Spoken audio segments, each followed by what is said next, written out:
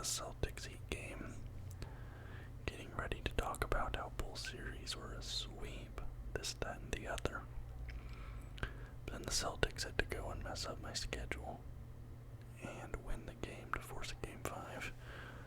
And now I didn't know what to do as far as a video is concerned. So I'm just going to do my weekly GeoGuessr video today. Actually, you know what?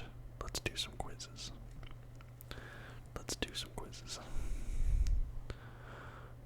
This is interesting. We get to spin this wheel, see which category we get. Art. Okay. Art and literature, I'm assuming. Which country is J.K. Rowling from? It's from the United Kingdom. There we go, 5,000 points.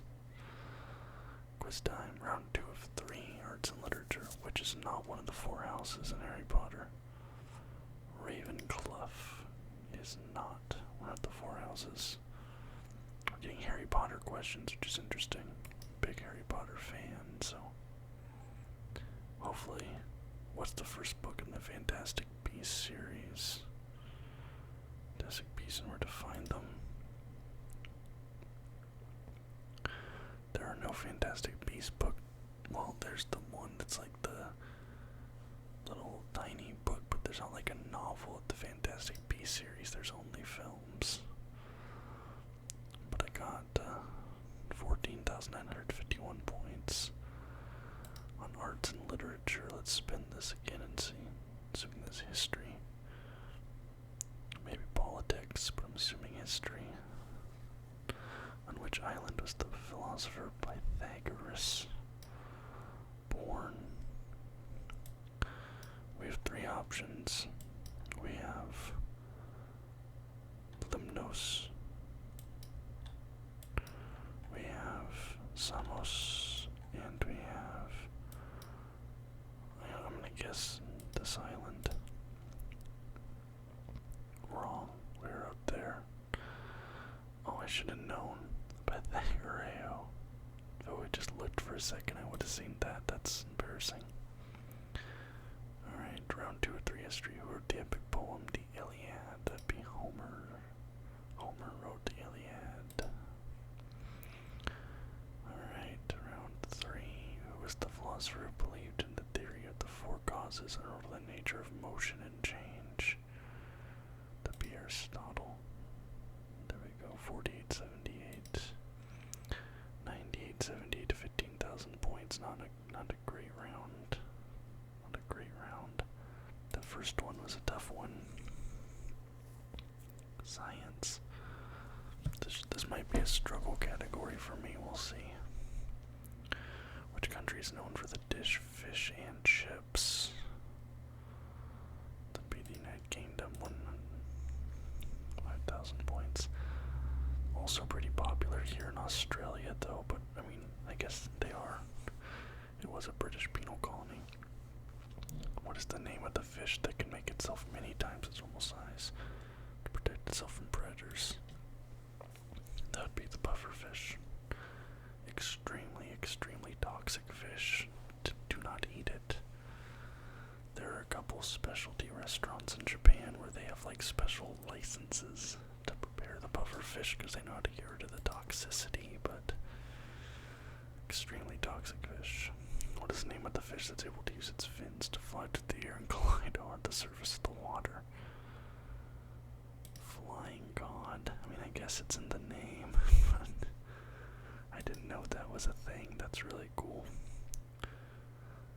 14,695 there for science and nature. Let's spin it again. Alright. Let's see what we get.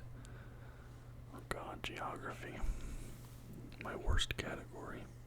Funny enough. Pinpoint Buckingham Palace as close as you can on the map. It's in London. Buckingham Palace. There we go, 11 yards away, 5,000 points. Not mad about that. King Charles, technically the head of state here in Australia. Famous airport located in London, that would be Heathrow. Let's start the next round.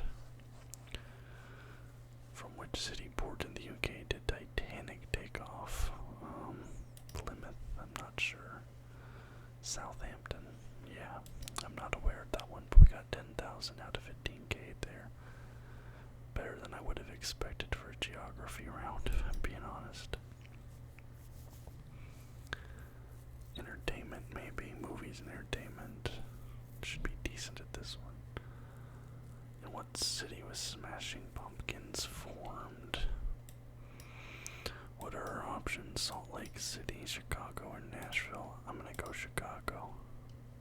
There we go. I can't really think of any big popular bands that came out of SLC. You'll have to let me know if any of you guys know any famous musicians from Salt Lake City. Which song is not by Smashing Pumpkins? Come As You Are. That's a Nirvana song right there. And last but not least, who was the lead singer of Smashing Pumpkins? Billy Corgan. Not a big Smashing Pumpkins fan, really. I like two of their songs, but that was a pretty easy one. Let's spin it again. Literature. Looks like. Thought we already had a literature. What city is home to the largest Hindu temple in the world? The Akshardham Temple. Alright, we have Jakarta, Bangkok, Mumbai, and New Delhi. Now it's a Hindu temple, so I feel like it's going to be in India. This might be a trick question with these two, but I'm going to focus here, and I'm going to go Mumbai. Where was it? It was up in New Delhi. That's unfortunate. I've always been very fascinated with Hindu, which is animals is not considered sacred in Hindu. Cat. I'm gonna pause here just to talk a moment. I've always been very fascinated with Hindu. My spirituality, I don't really talk about on here. A journey, but there was a time that I was absolutely just fascinated with the image of Ganesha and Vishnu. For a time, I considered getting a Ganesha tattoo. I ended up ultimately not doing it because I thought, culturally it might be a little insensitive not being Indian and not being a practicing Hindu, but Hinduism is always, like all of the Bhagavad Gita and, just all the different, the aspects of Hinduism, I find it a fascinating and very cool religion with a lot of things that really speak to me. Although, I am not a practicing Hindu, as I said. What is the Jewish festival of lights? Is that Yom Kippur? It's not. Hanukkah. I thought Hanukkah. Okay, I guess that does make sense with the candelabras, but I had only 5,000 points on that one. General knowledge so far, my worst category, but we're going to go back to history, see if we can make it up on the back end here. Find the country. In which modern day country was Otto von Bismarck born? This could be tricky though, because it could be I'm gonna go Germany. Okay, yeah, because he was what? That wasn't Germany. He was in charge of the Prussian Empire, I believe. Prussia, which extended into parts of Poland, Czechia, Austria. So, different time. What was Otto von Bismarck's nickname? I'm not sure, actually. The Iron Chancellor, maybe. That was a total shot in the dark. Complete and total shot in the dark. What was Otto von Bismarck's most important achievement? Creating the German Empire. 4,992 points. 14,826.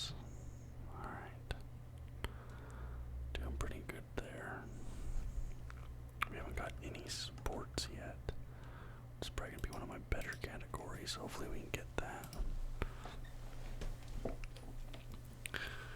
We go back to geography, which I did surprisingly well on last time.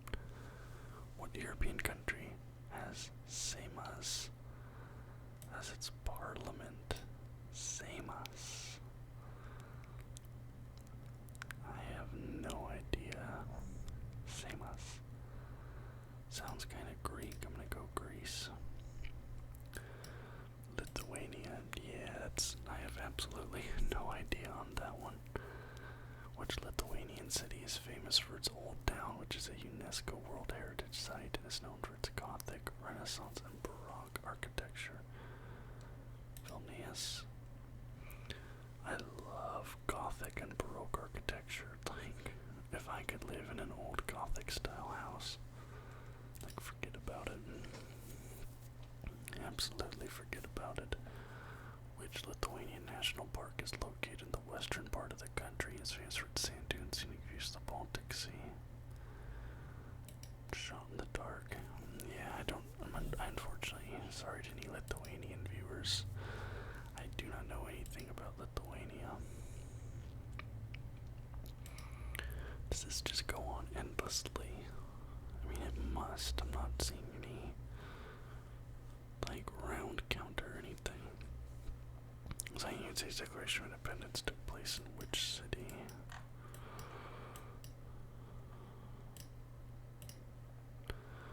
Philadelphia. There we go. Pretty easy one right there. Second round. In which year did the famous sinking of the Titanic occur? Is that 1908? 1912?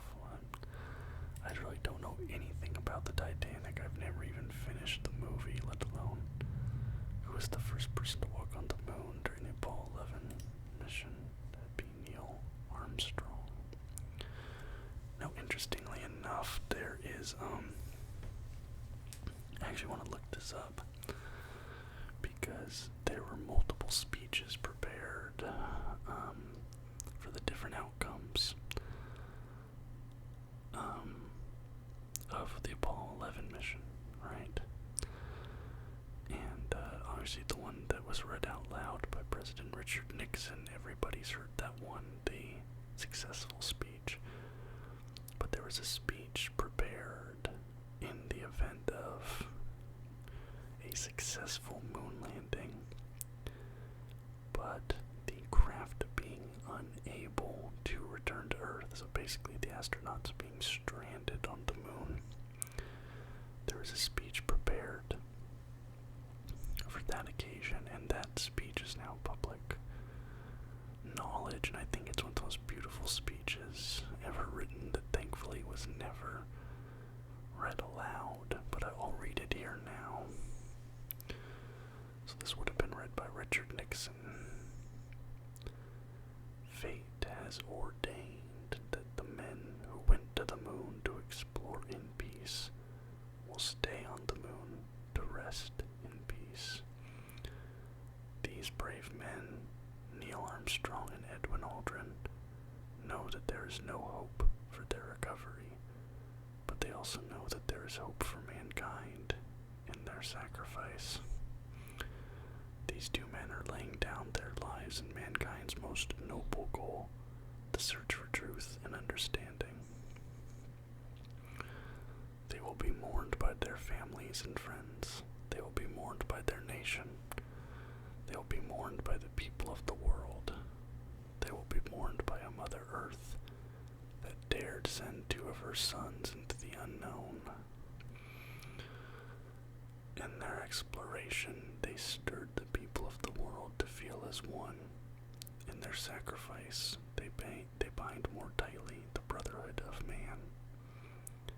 In ancient days, men looked at stars and saw their heroes in the constellations.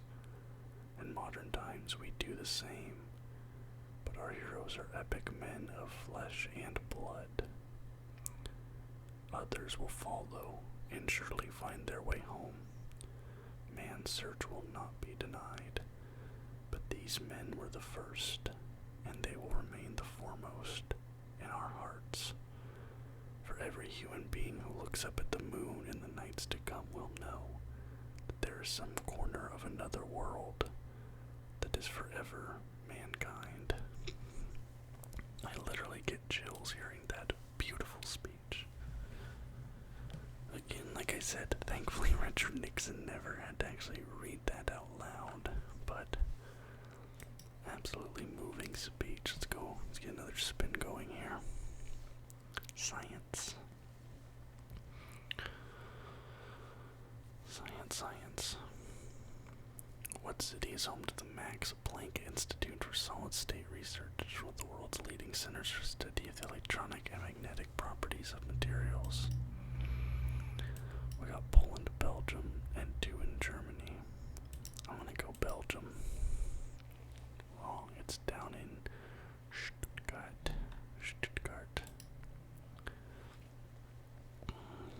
Round 2. Which of the following particles has a positive charge? Oh boy. Oh, this is like basic science class. I think electrons have a negative charge, neutrons are neutral, protons positive charge. There we go. 4,274 points. My freshman year science teacher will be proud. Which of the following describes the outermost shell of the atom? Nucleus, the interior of the outermost shell is the electron cloud? No, the valence shell. Dude, I don't know anything about particles. Can we get a sports question, please? Back to arts and literature. Not my worst category. Which country was Franz Kafka born? Kafka wasn't he German? Czech. He was Czech. My apologies. Franz Kafka instructed his executioner of his will to do what after his death? Destroy his unfinished work, maybe. 4,856 points. I don't know much about Kafka. What literary style was Franz Kafka known for? Modernism, perhaps. The most I know about Franz Kafka is the book Kafka on the Shores by one of my favorite authors, Haruki Murakami. So, not a lot there. Please, let's get sports. Back to geography. I'm gonna keep going at this point till we get a sports question. Which landmark are you at? This is the one in Italy.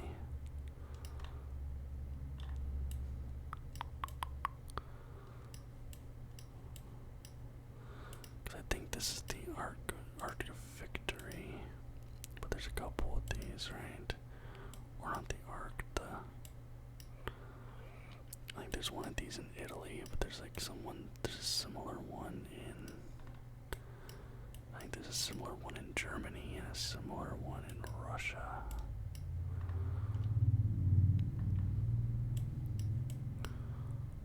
I'm gonna go Italy. I think it's the Arc de Triomphe or whatever it is. See, I was wrong. It was the one in Germany. They look so similar to me. The Brandenburger Tor. I think I always get those mixed up. What does the Brandenburg Gate represent? Victory? Is it peace and unity? Maybe the falling of the Berlin Wall. I don't know what that stands for. What's the height of the Brandenburg Gate? 50 meters. 28 meters. Didn't get anything right about the Brandenburg Gate. That's fine. Let's go sports. Science again. And watch if I do get sports, I can pick a cricket question or something. Oh, this is Calgary. This is one of my favorite cities. Just talking about the Calgary Stampede, which I have a video on this channel of me going and visiting Calgary and going to the Calgary Stampede. That's pretty cool. What is the name of the animal that's known for its large curved horns, 6 feet in length? The antelope. Rams. Rams can have 6 feet horns. I've never seen a ram with 6-foot horns. Large curved tusks associated with the Arctic. Be the walrus. 10,000 points there, not bad. Let's please get a sports question. Right back into history. I'm gonna reverse psychology this next round. Watch. In which modern day country was Charles Dickens born? Isn't Charles Dickens a US? No, the UK. I'm thinking of Mark Twain. The Mark Twain. How many children did Charles Dickens have? 3 feels too normal of an answer. I think it's either 0 or 10. I'm gonna go 10 because it's funnier. Boom. That easy. Which of the following characters is not created by Charles Dickens? Sherlock Holmes. Sherlock Holmes was, what was that person's name? I can't remember. They were in the Golden Dawn, though, which is funny. Back to science.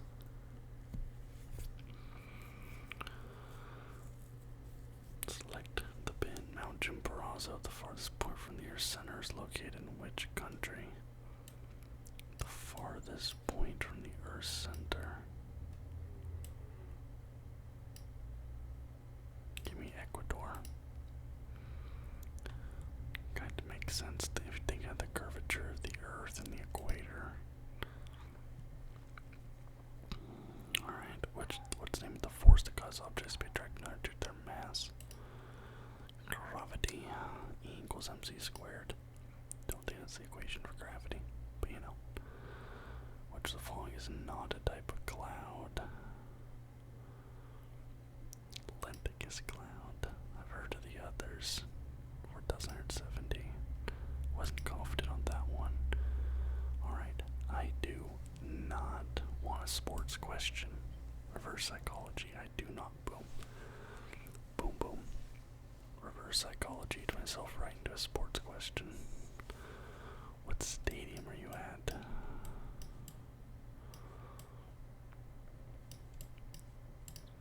Is this Bridgestone Nashville Predators? So we go Nashville. Nissan Stadium. That's where I am. Oh, Bridgestone Arena. Never mind. That's the soccer stadium. I messed up that one, but still close. 4,197 points. Nashville's had 2 Hall of Famers playing for them. Which ones? Timo and Jerome? No. Korean versus Forsberg. Listen, I started watching hockey in 2014. Last number 35 shirt retired in Nashville. Is that Becca? Yep. 5,000 points. Not bad. I think that's where I'm going to call it today. Bit of a shorter video, but literally already 9 o'clock Pacific. I usually don't like to put up videos past 10. Really, that Heat Celtics game threw me for a loop today. Put a cog in threw a wrench into the works. But I do hope you guys enjoyed this. If you did, please leave a thumbs up. Subscribe to the channel for more content just like this almost every single day. Till next time, guys. Bye bye.